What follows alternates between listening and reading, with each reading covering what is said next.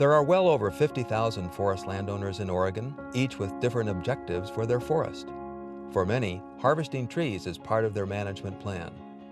In southwestern Oregon, the Bureau of Land Management is using a unique harvest method to create and maintain young and old forest habitat.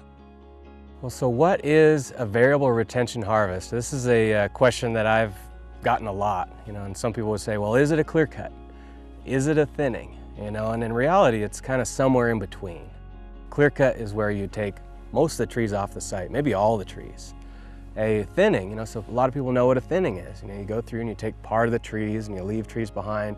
So what makes this kind of harvest method unique? The things I would suggest that you key in on would be, if you see clumps of trees, that were left behind after the harvest is complete.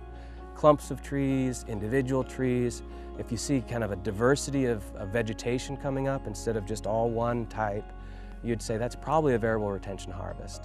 They are definitely distinctly different treatments. The reason we're leaving a lot of those trees behind is so it can help us meet our objectives.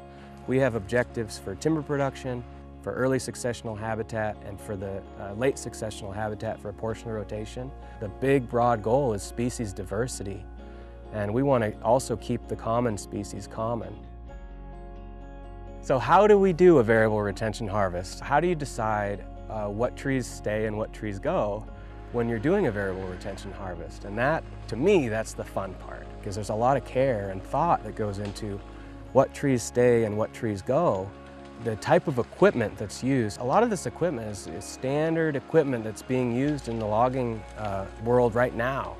And it depends on your slope and your aspect, your topography, but we have cable systems, we have ground-based, cut-to-length systems, and the arrangement of trees that you leave behind, it will be an Apache arrangement. So you'll have groups of trees, patches of trees, you'll have individual trees scattered around the unit, all different species, all different sizes of trees.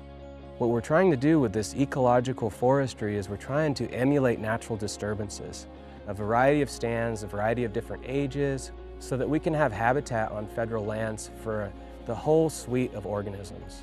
Because really we want a high level of species diversity. And a lot of the species that we know of as common species are also on the decline. One that I'm aware of is the rufous hummingbird. Another one is the orange-crowned warbler.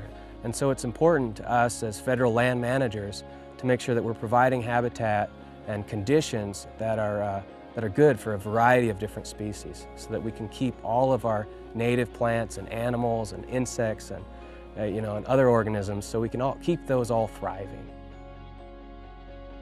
Variable retention is just one harvest method used in Oregon's forests.